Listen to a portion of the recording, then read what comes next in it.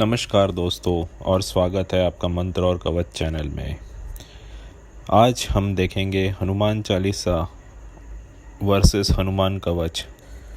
दोस्तों, हनुमान जी एक बहुत ही शक्तिशाली देवता है। वे बहुत ही गुणी और दयालु देवता है। शीघ्र प्रसन्न हो जाते हैं हमारे हनुमान जी। कलयुग में वह साधकों के एक चहीते देवता हैं। कई लोग श्री हनुमान जी के काफ़ी मंत्र और तंत्र किया करते हैं। उनमें से सर्वाधिक प्रसिद्ध श्री हनुमान चालीसा है, जो कि बहुत ही शक्तिशाली स्तोत्र कहा जाता है। इस स्तोत्र में लगभग 40 चौपाइयाँ हैं, जो कि श्री हनुमान जी के अनेक गाथाओं का वर्णन करती है। आज हम देखेंगे कि कौन सा स्तोत्र हमारी सर्व प्रकार से रक्षा करने में सक्षम है। जी हाँ, हनुमान चालीसा एक बेहतरीन स्तोत्र है और इसके अनेक उदाहरण भी हैं कि यहाँ भक्तों की मनोकामना पूर्ण करता है और उनकी रक्षा भी करता है। हाँ दोस्तों, हनुमान चालीसा एक बेहद प्रभावी और बेहतरीन स्तोत्र है। इस स्तोत्र का पठन प्रायः वैष्णव, शैव और शाक्त सभी लोग किया करते हैं। हनुमान जी इन सभी के प्रिय देवता में से एक है। हनुमान जी भक्त को किसी भी रोग विकार कभी न होने देते हैं और उन्हें किसी प्रकार का भय, अभाव या चिंता नहीं होने देते।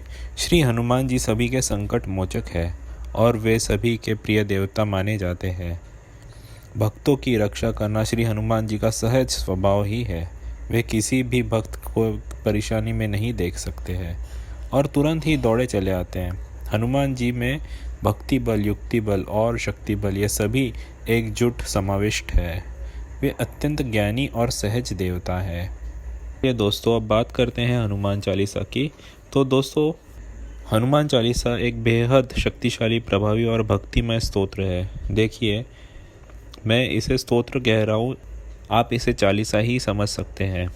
हनुमान चालीसा को किसी के एक्सपीरियंस या बयानों की ज़रूरत नहीं है, क्योंकि यह एक प्रकार का शाबर मंत्र ही है जो स्वयं सिद्ध है। हनुमान चालीसा के अनेक पाठ करने से साधकों को काफ़ी सारे अच्छे अनुभव मिलते हैं। श्री हनुमान जी की भक्ति आपको डिप्रेशन जैसी गंभीर समस्याओं से निजात दिलाती है और आपका मन प्रसन्न रहने लगता है। आपके अंदर एक अनोखा आत्मविश्वास आने लगता है। जी हाँ मित्रों, ये बात ध्रुव सत्य है।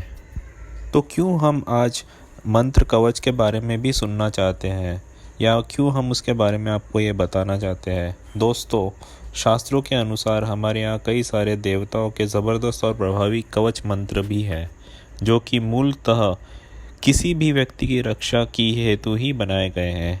इन कवचों के माध्यम से साधक न केवल अपनी परंतु औरों की भी रक्षा कर सकता है। ये मंत्र प्राय इतने शक्तिशाली होते हैं कि ये बरसों से चले आ रहे दुष्ट शापों को, कष्टों को, नज़र एवं मूठ को भी नष्ट कर सकते हैं। जी हाँ, ये काफ़ी सक्षम मंत्र कहा जाते हैं। ऐसा ही एक मंत्र है एकमुखी हनुमान कवच। यद्यपि उनके और भी कई सारे अलग अलग प्रकार के कवच हैं, जैसे पंचमुखी हनुमान कवच, एकादश मुखी हनुमान कवच, सप्तमुखी हनुमान कवच और अलग अलग पुराणों और पुस्तकों में दिए गए अलग अलग कवच हैं। किसी किसी पुस्तकों में इनके नित्य पाठ करने के हिसाब से कवच बनाए गए हैं। तो हमने किस कवच का पाठ करना चाहिए, ये हमें कैसे पता चलेगा? देखिए, आप कवच कोई सा भी ले लीजिए, जो जिस तरह से कवच लिखा गया है केवल उसे उसी तरह से पढ़ना अनिवार्य है। कवच मंत्रों में किसी प्रकार की छेड़छाड़ी करना ठीक नहीं है। वे बहुत ही प्रभावी होते हैं, अत्यंत शक्तिशाली होते हैं। कवच मंत्र के बहुत सारे अलग अलग फ़ायदे भी हैं। जो इसका पाठ करते हैं उन्होंने इसे पूर्ण भक्ति भाव और श्रद्धा से पाठ करना चाहिए। वे शीघ्र ही सारी समस्याओं का निदान पा जाते हैं जो इस तरह से कवच का पाठ करते हैं। आज हम देखेंगे कि हनुमान चालीसा और हनुमान कवच में क्या अंतर है। देखिए, हनुमान चालीसा जो है श्री तुलसीदास जी ने कई सौ साल पहले लिखा था और वह बहुत ही श्रद्धा से, प्रेम से, भक्ति भाव से लिखा हुआ स्तोत्र है। हनुमान कवच जो है वह एक प्राचीन मंत्र है जो कि भगवान शिव ने स्वयं माता पार्वती को बताया था। हनुमान कवच को मैं एक पावर यूज़र का स्तोत्र या कवच कहूँगा।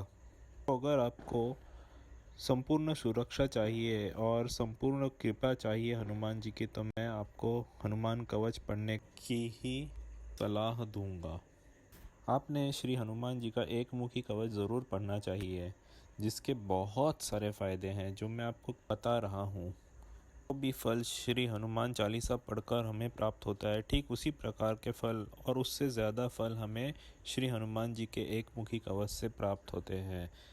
देखिए, कवच जो है 10 करोड़ गुना ज़्यादा फल देते हैं केवल सिर्फ मंत्र उच्चारण से और स्तोत्र से।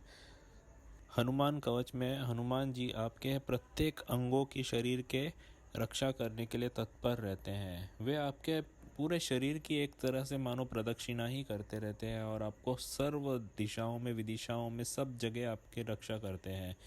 ये तो आपके केवल शरीर की ही नहीं, बाकी के मन की रक्षा होना प्लस अनेक और अनेक दुष्ट सांपों से मुक्ति प्राप्त करा के देना इस कवच के अंदर शामिल है। श्री हनुमान जी का नित्य पठन हेतु जो एक कवच है वो हमने इस चैनल में ही डाला हुआ है। आप उसे कृपया सुने, 1-2 बार रोज़ सुने ताकि आपको वो पाठ हो जाए। उससे आप स्वयं ही अनुभव करेंगे कि आपकी कवच से किस प्रकार से सहायता हो रही है, रक्षा हो रही है।